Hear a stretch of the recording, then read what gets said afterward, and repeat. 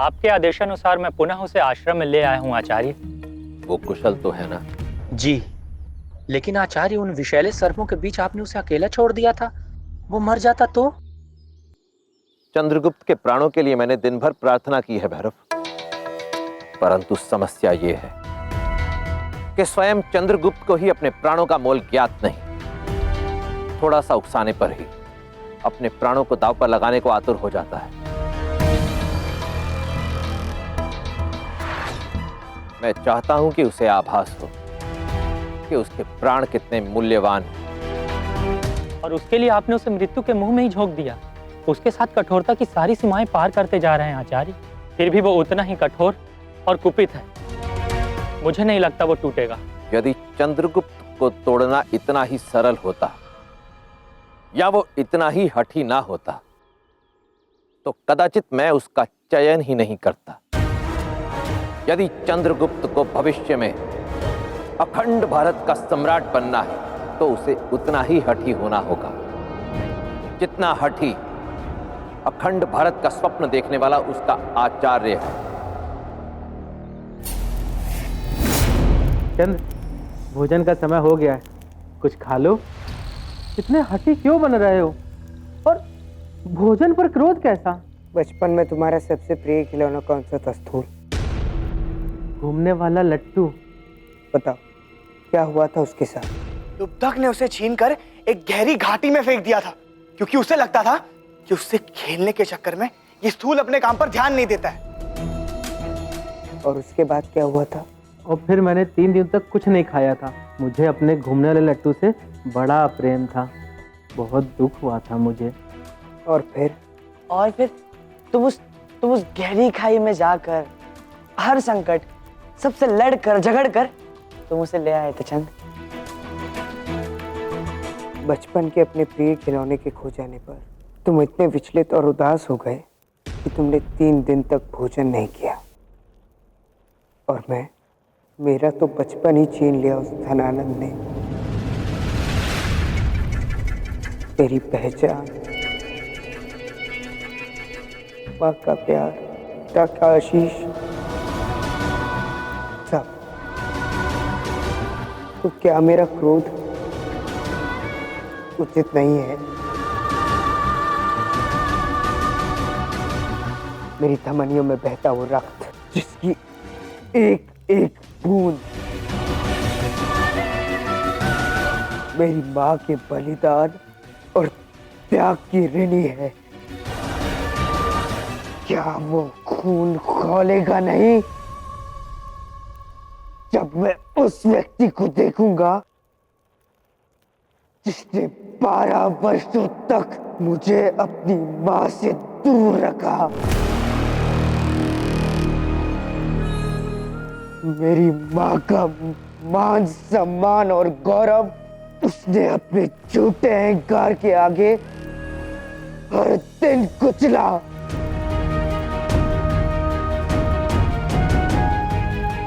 आज तक मैं इसी अग्नि में जलता रहा कि मेरी पहचान क्या है, मैं कौन हूँ।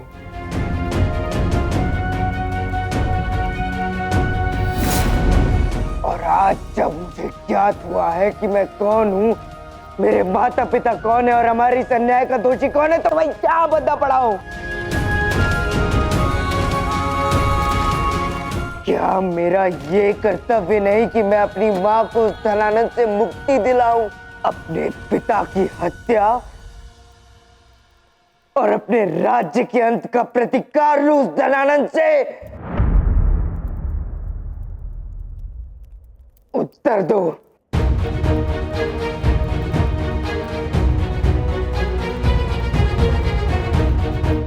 किंतु तुम सबको इससे क्या अंतर पड़ता है, क्योंकि तुम सब अब मेरे वो मित्र नहीं रहे जो मेरे लिए मरने को प्रस्तुत थे।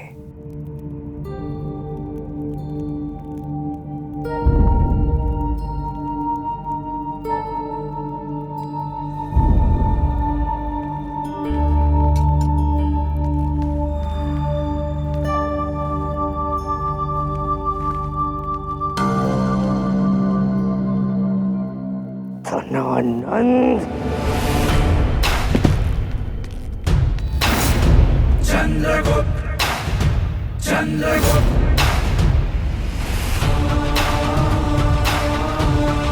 दुश्मन पे प्रहार है चंद्रगुप्त शस्त्र जैसी धार है चंद्रगुप्त। आपका क्रोध उचित है आचार्य, किंतु चंद्र भी हमारे लिए महत्वपूर्ण है। उससे श्रेष्ठ मित्र कोई नहीं हो सकता आचार्य। हाँ आचार्य, उसने हमेशा हमारी समस्या को अपनी समस्या समझा है। जी आचार्य, वो हमारे लिए हमेशा हृदय से सोचता है, मस्तिष्क से नहीं। तो फिर हम उसके लिए हृदय से क्यों ना सोचे? इसलिए हमने उसे छोड़ दिया।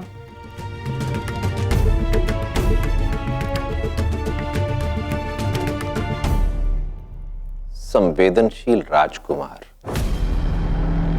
जो हृदय से सोचता है, मस्तिष्क से नहीं।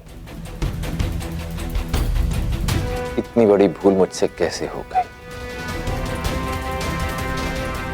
धन्यवाद मित्रों, मेरी इस भूल के प्रति मुझे जागरूक करने के लिए।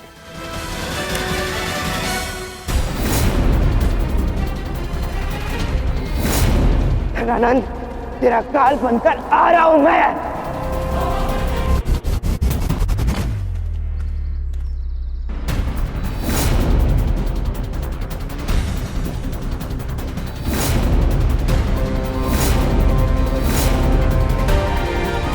आपका कहा हर कार्य मैंने किया है, पर आज नहीं। अब मैं सम्राट धनानंद का अंत करने जा रहा हूं और आप मुझे नहीं रोकेंगे। मैं तुम्हें रोकूंगा भी नहीं चंद्रगुप्त, परंतु जाने से पूर्व मैं तुम्हें कुछ दिखाना चाहता हूं।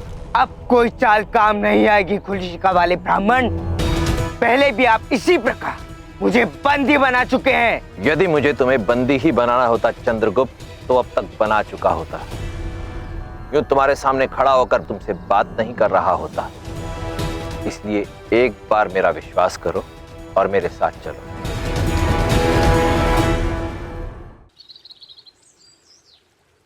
आपने मुझे यहाँ क्यों बुलाया भाई? तुम तो जानती हो कि तुम मेरे लिए कितनी अनमोल हो। पिछले कुछ दिनों से मैं संतोष की नींद नहीं सो पाया और उसका मुख्य कारण था तुम्हारी सुरक्षा। कोई तो संकट है जो हमारे आसपास मंडरा रहा है और मैं हर संकट से तुम्हें सुरक्षित रखना चाहता हूं। अब तुम्हारा अंगरक्षक वो चंद्रगुप्त भी नहीं रहा,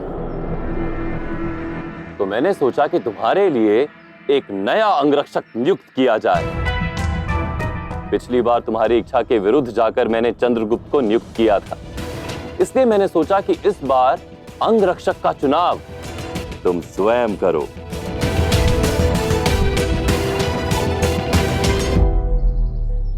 उम्मीदवारों को प्रस्तुत किया जाए।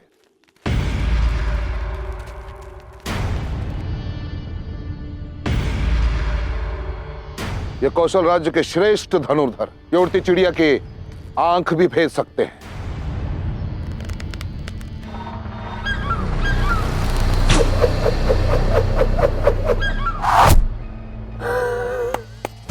उत्तम, कैसा लगा बहन?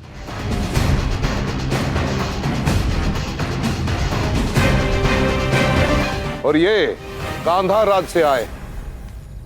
संसार में इनसे तीव्र भाला और कोई नहीं फेंक सकता। 400 हाथ तक सटीक प्रहार। अद्भुत! कदाचित ये तुम्हें अच्छा लगा होगा, है ना?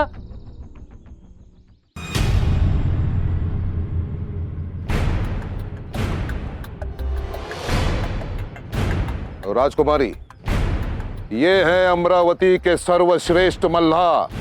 इनके बल का अनुमान केवल इस बात से लगाया जा सकता है कि हाथी के बच्चे को उठाने में सक्षम है।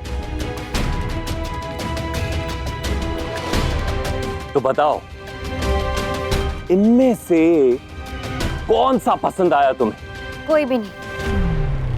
किंतु तुम्हारी सुरक्षा। आप तो यहाँ के सम्राट है ना भाई, तो सुरक्षा के विषय में आपसे अधिक और कौन जानता है?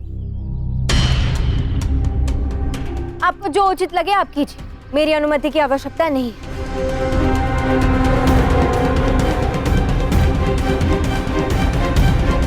हाँ दुर्धरा, मैं सम्राट हूं, क्रूर हूं, शक्तिशाली हूं, भयावह हूं, किंतु तुम्हारे लिए मैं केवल भाई, जिसके लिए अपनी बहन के मुख पर मुस्कुराहट लाने की अतिरिक्त और कुछ महत्वपूर्ण नहीं। देख ली मेरी मुस्कान? प्रसन्न है अब आप?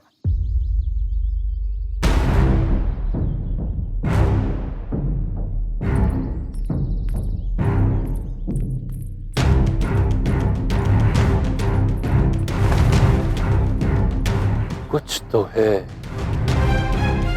जो मेरी बहन के मन को कुरेद रहा है महामात्य। वो प्रसन्न नहीं, मुस्कुरा नहीं रही। जाइए और पूरे राज्य में घोषणा करवा दीजिए कि जो कोई भी मेरी बहन के मुख पर उसकी मुस्कान लौटा देगा, सम्राट उसे पुरस्कृत करेंगे। जी महामहिम।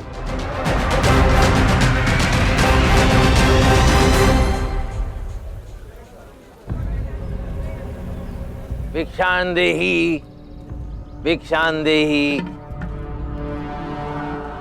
भिक्षांदेहि।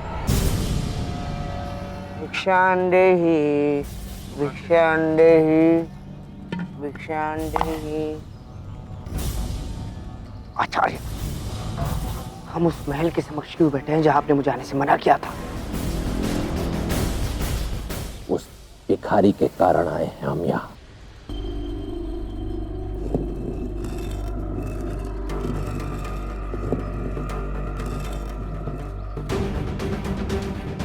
किंतु हम यहाँ उसके लिए क्यों बैठे हैं? इस भिखारी का मुझसे और उस धनानंद से क्या संबंध है? थोड़े समय चुप बैठोगे तो सब समझ में आ जाएगा कि क्या संबंध है इस भिखारी का तुमसे।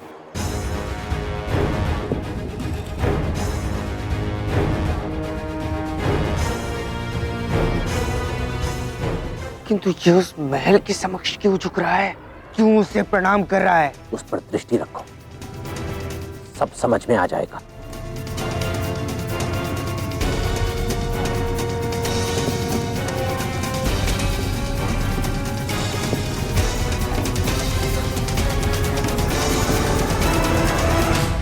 हमें इसके पीछे चलना है।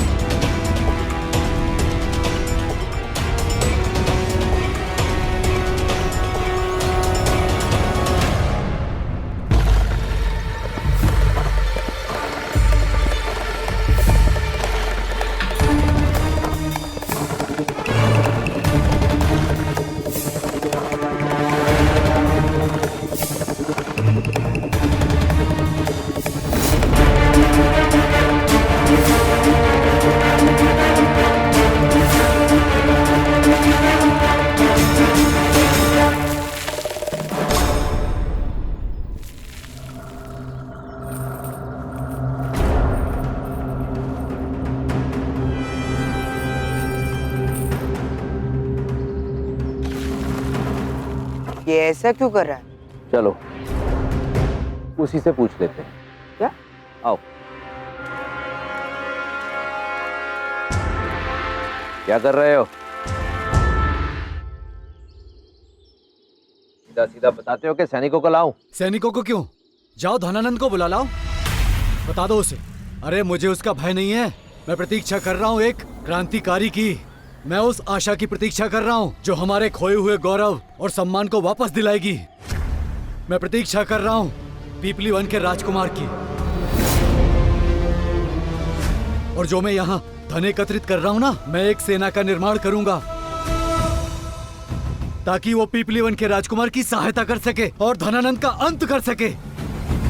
पण के लिए भिक्षा मांगने वाला भिक्षुक और जिस धनानंद के बारे में बात कर रहे हो, उसी के महल के समक्ष नतमस्तक होकर भिक्षा मांग रहे थे। हाँ, मैं भिक्षुक हूँ। मैं लोगों के सामने हाथ फैलाता हूँ, मैं उस महल के सामने नतमस्तक होता हूँ, पर कारण धनानंद नहीं, उस महल में रहने वाली पीपली वन की महारानी है,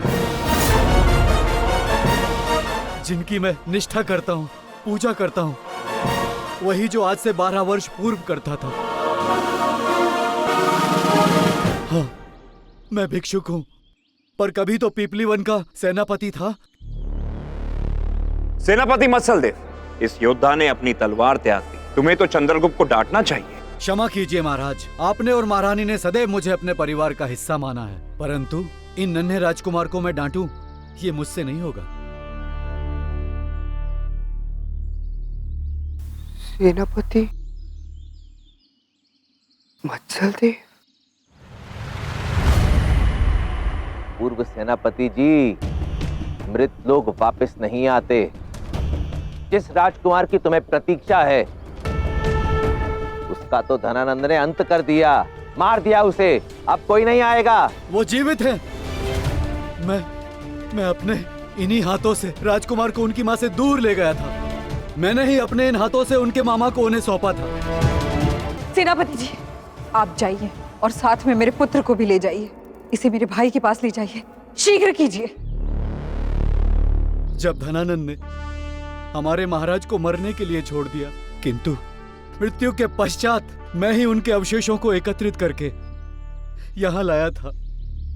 ये कोई साधारण समाधि नहीं है, क्षत्रिय गौरव के प्रतीक चंद्रवर्धन मौर्य की समाधि है।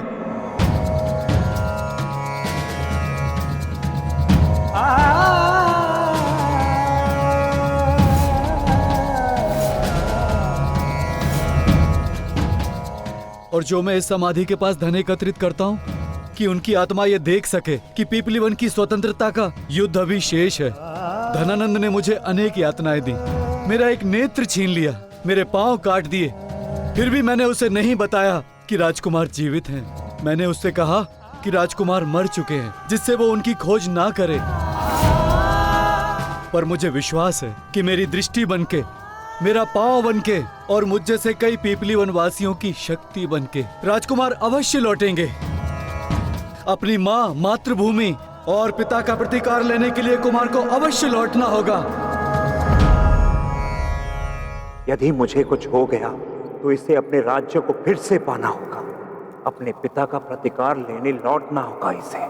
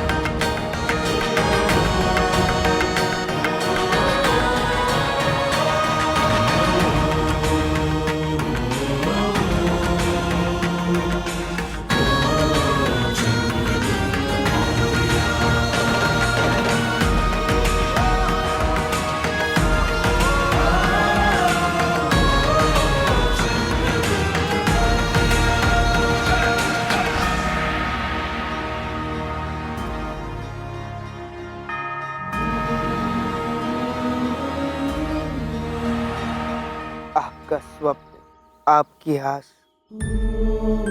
आपका विश्वास जीत गया सेनापति मत्सलदेव। क्या क्या कहा तुमने? निकट आओ। रुक जाओ। जो कभी मेरे प्रजा या मेरे परिवार को चुनौती देगा, उसको मेरा सामना करना पड़ेगा। ये आपका भ्रम नहीं है सेनापति मत्सलदेव। जिस राजकुमार की आपको प्रतीक्षा थी, ये वही राजकुमार है, चंद्रगुप्त मौर्य। आपके इस बलिदान को मैं व्यर्थ नहीं जाने दूंगा सेनापति मत्सलदेव। आपके साथ ये प्रत्येक अत्याचार, प्रत्येक पीड़ा और यातना का प्रतिकार लूंगा मैं उस धनानंद से, जो उस दुष्ट धनानंद ने आपको और पीपली वन को दी है। ये मेरा वचन है। राजकुमार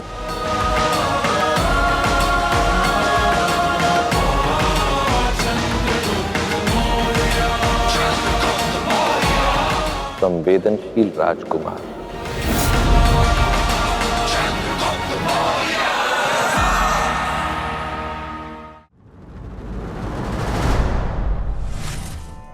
अनेकों नदियों का मीठा जल समुद्र में प्रवाहित होता है, तब भी समुद्र का जल खारा ही रहता है, क्योंकि यही समुद्र की प्रवृत्ति है। इसी प्रकार एक धूर्त व्यक्ति के साथ कोई कितना भी मीठा व्यवहार क्यों ना कर ले, धूर्त व्यक्ति से उसकी प्रवृत्ति के विरुद्ध अच्छे व्यवहार की अपेक्षा करना व्यर्थ। इसलिए प्रयास सदा उसी दिशा में करें जिससे मनचाहे उद्देश्य की प्राप्ति हो। नीतियां मेरी, नियति आपकी।